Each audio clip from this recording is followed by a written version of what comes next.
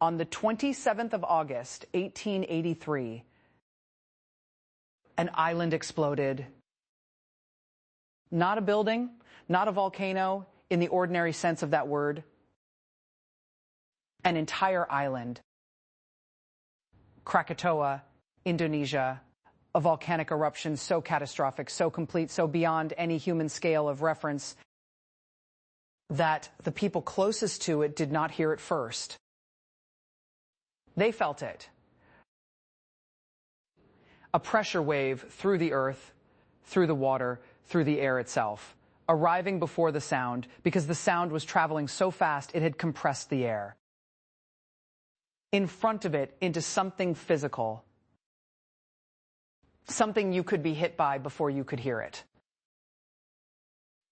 The explosion was heard clearly, unmistakably, 3,000 miles away. It remains to this day the loudest sound ever recorded in human history. And the word it gave the English language is waiting for you at the end of this episode. 5 words, one from the loudest moment in recorded history, one that describes sound so overwhelming it stops thought completely, one so specific it captures not just volume, but the particular way loudness enters the body and refuses to leave. After this episode, very loud will be the quietest thing about your vocabulary. I want you to think about a sound, not a loud sound in the abstract, a specific sound, the loudest sound you have personally experienced. Maybe it was a concert, standing close to speakers at a live show, not hearing music anymore, but feeling it in your sternum, in your teeth, the bass existing somewhere between sound and weather. Maybe it was a storm thunder that arrived without warning and was so immediate, so enormous, so physically present that your body reacted before your mind could. Heart rate, muscles, everything operating on instructions older than language. Maybe it was something smaller, a car backfiring in a silent street, a door slammed in anger, the specific shocking quality of a sound that was completely unexpected in a completely quiet space. Now tell me, was that very loud? Of course not. Very loud is what you write in a noise complaint letter. It is the sound of a word apologizing for not being bigger. It is volume described by someone who has never really listened, not to the quality of sound, not to what sound does to a body, not to the extraordinary range of ways that loudness presents itself in the world. Because loudness is not one thing. There is the loudness that overwhelms, that takes your hearing away temporarily and replaces it with a ringing, present absence. There's the loudness that reverberates, that fills a space so completely, the space itself seems to change shape. There is the loudness of crowds, human voices multiplied until they become something non-human, something elemental, something closer to weather than communication. There is the loudness of a single sound in complete silence, smaller in absolute terms, but enormous in context, enormous in effect. And there is the loudness of history, the kind that travels 3,000 miles, the kind felt before it is heard. Very loud, covers none of it. Let me give you the words that do. The 5 words. Every word out loud, appropriately. Word 1. Deafening. The noise was absolutely deafening. Start here, your first, most natural, most immediate replacement. But deafening is not a casual word wearing formal clothes. It means what it says, with complete literalness. Deaf, deafening. Sound that causes deafness. Sound that approaches or reaches or threatens the threshold at which human hearing is permanently altered. This is not metaphor dressed up as vocabulary. It is a word that takes volume seriously, that acknowledges what extreme sound actually does to the body, not just the ears, but the whole sensory system, which responds to excessive loudness as it responds to any overwhelming stimulus. With shutdown, with protection, with the desperate, involuntary attempt to reduce input. The crowd was deafening. 60,000 voices becoming one sound with no words left in it. The explosion was deafening afterward. For a full minute, I couldn't hear anything but a high, clean ringing. The applause was deafening. She stood on stage and let it arrive like weather. Like weather, because deafening sound stops being a social experience and becomes a physical one. It stops being something you listen to and becomes something you exist inside. Use deafening when sound has become an environment, when volume has crossed from experience into event. Ward 2. Thunderous. The response was thunderous. A thunderous roar went through the crowd. Now we bring in the sky, because thunderous is loud with power behind it, not just volume, force, the particular quality of sound that doesn't just fill space, but seems to come from somewhere larger than its immediate source. Thunder itself is the model, and thunder is not merely loud. Thunder is the voice of something enormous, something that dwarfs the scale of human concern, something that reminds you briefly but completely of your own smallness. Thunderous sound carries that reminder with it. He brought his fist down on the table, and the thunderous impact silenced the entire room. The waterfall produced a thunderous, continuous roar that made conversation impossible within 50 meters. The final chord of the symphony was thunderous. The whole hall seemed to vibrate at once. The whole hall seemed to vibrate at once. That is thunderous, not just loud, resonant sound that moves through solid things, sound that makes objects participate. Use thunderous when loudness has authority in it, when the sound doesn't just fill the air, it commands it. Ward 3. Ear-splitting. The alarm was ear-splitting. An ear-splitting shriek cut through everything. Now we go sharp. Because ear-splitting is a completely different quality of loud. Not the broad, massive, reverberating loudness of thunder or crowds, but something narrow, piercing, precise, a frequency that finds the ear specifically and does something to it that feels almost deliberate. Split, divide, cut. Ear-splitting sounds feel targeted. They feel like they have found you personally, while thunderous fills the whole world. Ear-splitting finds a single point and pushes through it. The fire alarm went off directly above my head. Ear-splitting, I couldn't think for a full 30 seconds. The child produced an ear-splitting scream, not of distress, just of pure, uncomplicated joy that stopped every conversation in the cafe. The guitar note was intentionally ear-splitting. Feedback pushed past the point of music into pure, aggressive frequency. Pushed past the point of music into pure, aggressive frequency that is ear-splitting. The sound that has left its original context and become something more elemental. Something that bypasses appreciation and goes straight to nerve. Use ear-splitting for sounds that are specifically, sharply, narrowly penetrating, the sounds that don't fill a space, they puncture it. Ward 4, the one that lives in the body, booming. A booming voice filled the hall. The bass was booming. You felt it in your chest before you heard it. Now we go deep.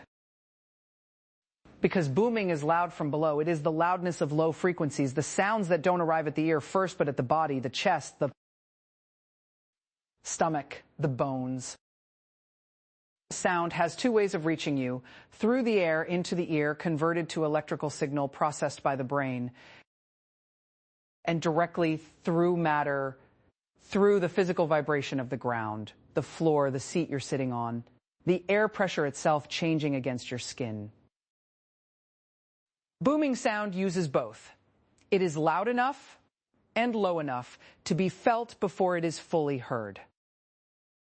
The cannon fire was booming, not just audible, but physical, a pressure wave that arrived a moment before the sound itself. His booming laugh filled the entire restaurant. Not obnoxious, warm, genuinely, completely warm, but enormous. The booming bass from the club below vibrated through the walls, through the floor, through the mattress, and into the body of everyone trying to sleep above it. Through the mattress and into the body. That is booming sound that has become tactile, sound that touches you. Use booming when loudness is physical, when you feel it in your chest before you process it in your mind, when sound and sensation are the same thing. Word 5 from the loudest moment in history. Detonating. No. That is a verb, not a description. The word I promised you, cataclysmic. The sound was cataclysmic. Here it is. The word from Krakatoa, from the Greek cataclysmos, a deluge, a flood, the complete overwhelming of the known world by something that arrives from outside its normal boundaries and reorganizes everything. Cataclysmic is not just loud. Cataclysmic is loud at a scale that changes things, that leaves a before and an after, that marks a division in time, what existed. Before this sound, and what exists in the silence that follows it. The eruption of Krakatoa was heard in Australia.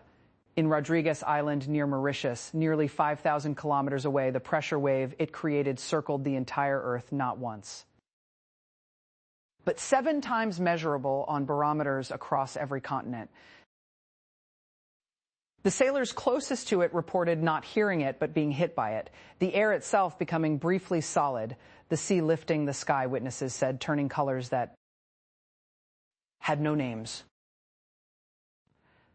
Cataclysmic. The sound of the collapsing structure was cataclysmic, not just loud, but final. The sound of something that would not be undone. The band's finale was, without exaggeration, cataclysmic, the kind of sound that makes you question whether music and noise are actually different things. There was a cataclysmic crack of thunder directly overhead, no delay between light and sound, that shook every window in the house simultaneously. Shook every window simultaneously. That is cataclysmic. Not the experience of hearing something, the experience of existing inside a sound so large that the boundary between you and it becomes briefly unclear. Cataclysmic is the word for the sounds that don't just register, that rearrange, that leave you in the ringing silence after not entirely the same person who heard the first note. 140 years after Krakatoa, the word is still echoing. Every episode, a story. Today, the story is a night. One night, one city, a concert. The biggest, loudest, most technically formidable concert the venue has ever hosted.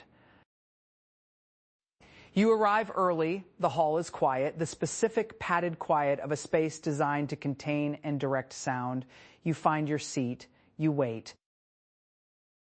When the music begins, it begins suddenly. No gradual introduction, no polite warm-up, and the first note is booming. You feel it in your sternum before your ears have fully registered it. Your body knows something is happening before your mind catches up. The crowd reacts. 60,000 voices, the roar that follows the opening note, the collision of 60,000 simultaneous releases of held breath is thunderous, not individual anymore. Something collective, something ancient, the sound a species makes when it recognizes itself. The lead guitarist steps forward, single note held and then pushed past its natural limit. Feedback, controlled, deliberate, ascending frequency that cuts through everything else in the room like a blade. Ear-splitting, everyone winces, everyone leans in. And then the finale.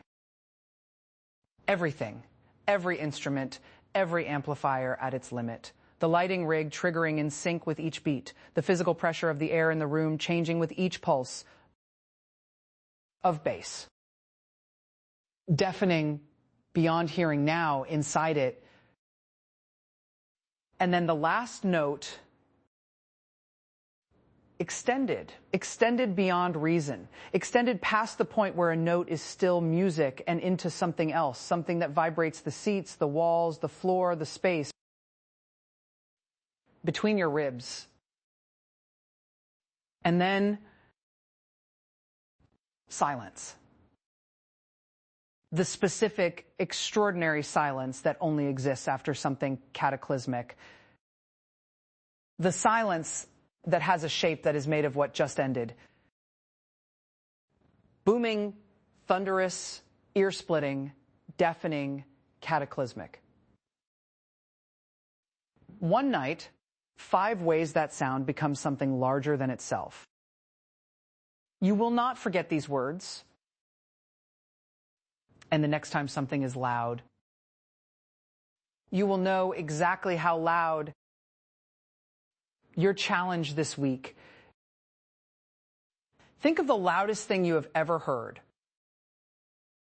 Not the most important, not the most dramatic necessarily. The loudest, the sound that you still carry somewhere in your body, the one that changed the quality of silence afterward. Write one sentence, one of today's 5 words. I read every comment, I reply to everyone. And I will tell you, the sounds people remember described in the right words are some of the most vivid, most transporting sentences I receive. Come and make me hear it. Today you learned 5 words that replace very loud and actually carry the physical, visceral, overwhelming reality of what extreme sound does to a human being. Deafening sound. That becomes environment. Volume that crosses into event. Thunderous. Loud with authority.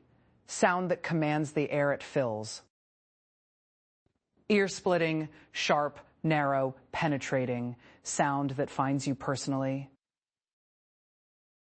Booming, deep, physical, felt in the chest before heard in the ear. Cataclysmic, from the loudest moment in history, sound that rearranges. That leaves a before and an after. Next episode, very quiet. And I need to tell you now, one of those words for quiet has been used by monks, by astronomers, by grieving people, and by musicians tuning their instruments in empty halls at midnight. It describes not the absence of sound, but the presence of something that sound, when it existed, was covering the thing underneath, the thing that was always there, waiting for the noise to stop. If this series has made you listen differently to language, to the world, to the sounds around you that you had stopped noticing, subscribe. Because next week we go to the other side, where everything that was deafening becomes still. I'll see you in the next one.